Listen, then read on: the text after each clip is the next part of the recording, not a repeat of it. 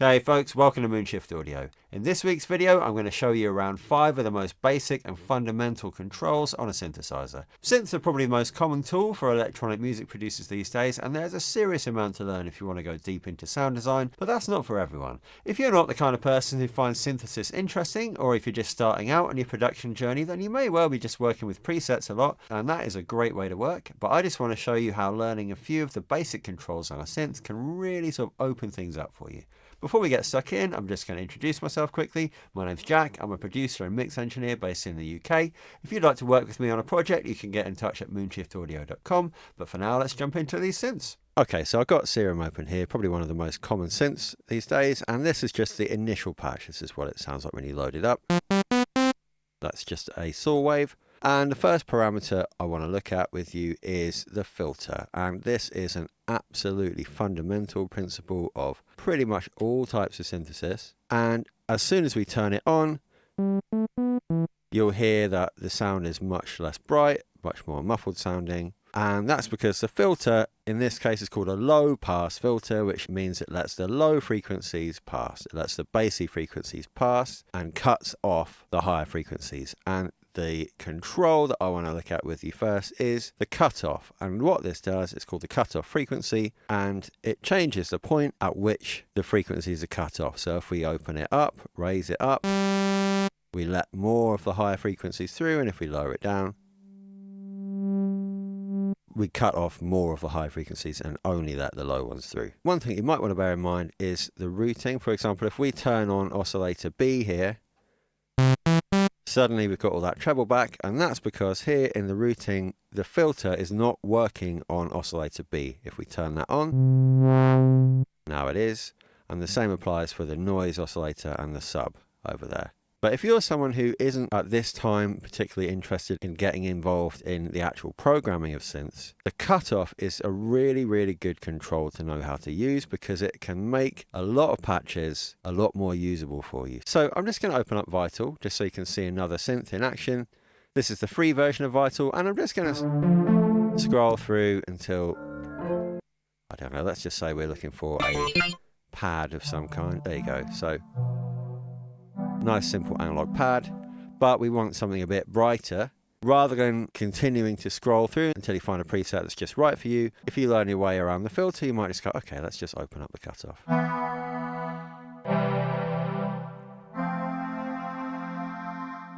So just learning that one parameter and how you can manipulate it is going to really help you out when it comes to getting more out of the preset that you're selecting from. Another thing that's worth looking at with the filter is the resonance. And what this does is, the filter is almost like a kind of EQ. I mean, it kind of is an EQ in a lot of ways. And you can see here, this is the point where it's cutting off. So the higher frequencies are cut off and the lower frequencies are allowed through. But the resonance puts a peak, puts a spike at that point where it's cut off. And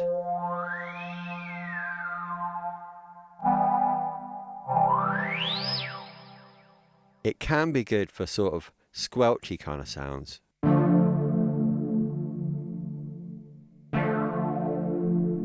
Or adding a bit of kind of life and grit. So this is just a warm key sound. This is all from the stock sound bank for Vital. So if you were to pull up a sound and it was a bit whistly and you didn't like that, you could just pull that down.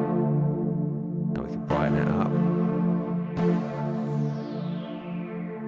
Get a nice spacey kind of vibe, and that's just playing around with two controls on a preset. I'll just show you one more example. I'm going to look at Diva, which is another sort of analog modeling synth. Diva is perhaps a little bit more true to kind of hardware synthesis than Vital or Serum are, and I'm just gonna, this is literally the stock preset. It's kind of brassy.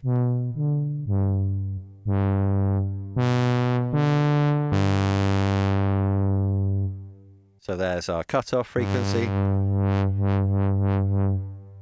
And here's our resonance, which is also sometimes known as emphasis. And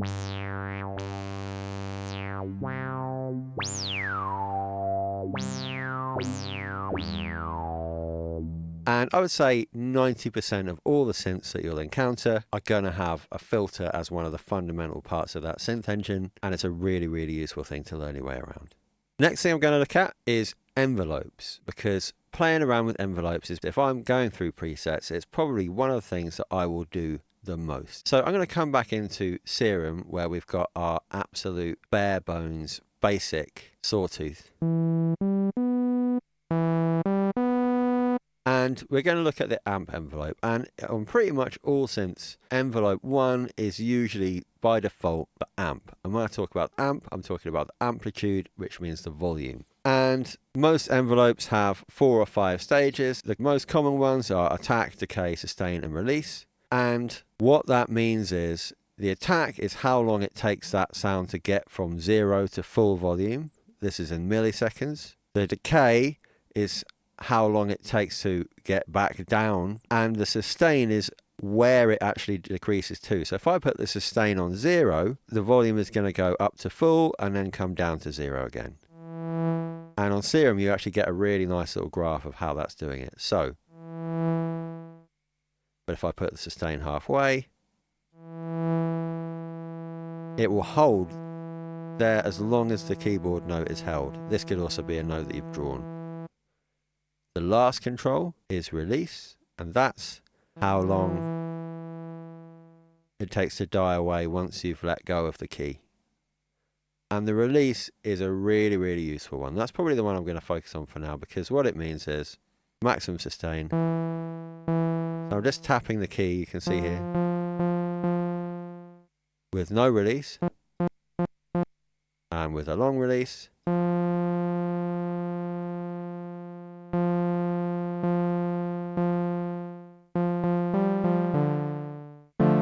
Now that is literally just a saw wave with a filter. But we almost get this kind of keys type sound just by putting some release on the amp. So if we come back into Vital, you can see here, again, I'm just tapping those keys. But let's just say that, I don't know, it's just a bit too long. The tail of those notes is starting to clutter up our mix. We've got a bit too much going on and we want something a bit more snappy. We can literally just go to envelope 1 here, pull down the release. Maybe that's too much, we'll split the difference.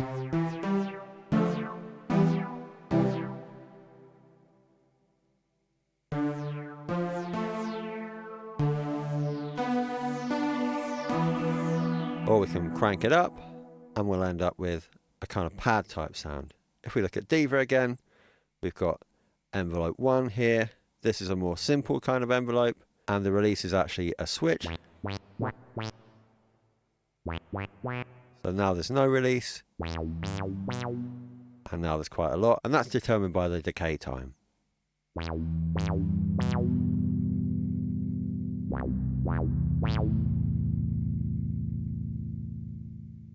Most synths will have more than one envelope. So if we come back to Serum, we can choose envelope 2. And I would say that the second most common envelope, you can see here, this is the one where I've adjusted the release time on envelope 1. Envelope 2 is just set to its initial state with 0 attack, maximum sustain. If I drag this over onto the filter, you'll see that now the filter is actually being affected by that envelope. So we might choose a bit of attack time, pull the sustain down.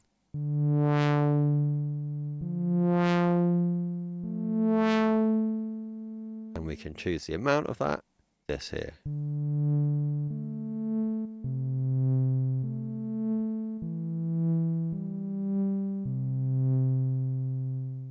So coming back to our keys patch, one of the stock Vital presets.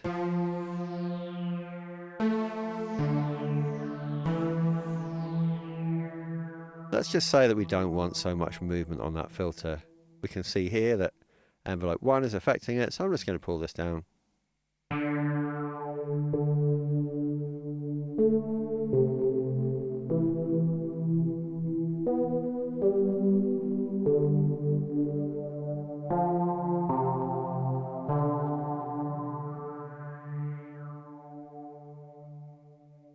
The last thing I'm going to look at with you quickly today is effects, and this might seem like a bit of an obvious one, but actually learning your way around the effects section of a synth can really open up the possibilities. So in Serum here, if you go to the effects tab, at the moment nothing is turned on, so we could add some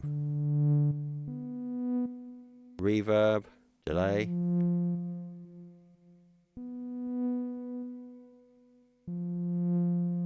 maybe just adjust this, come back here, add some resonance.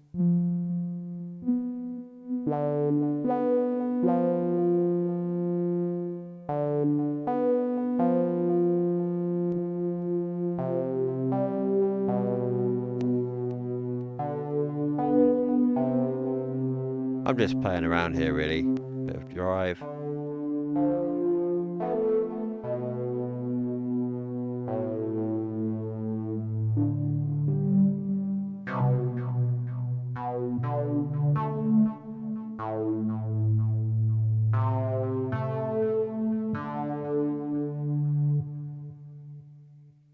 But particularly if you were to load up a sound. So let's go back to Vital and let's just say that I don't know, we're looking for a sound and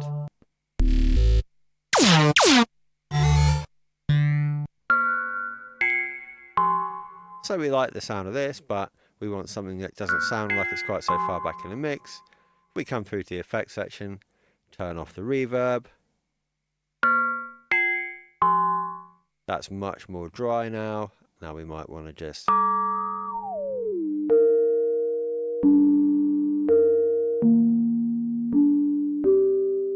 play around with that a bit. We could end up with a sound that's much closer to what we actually want for our production.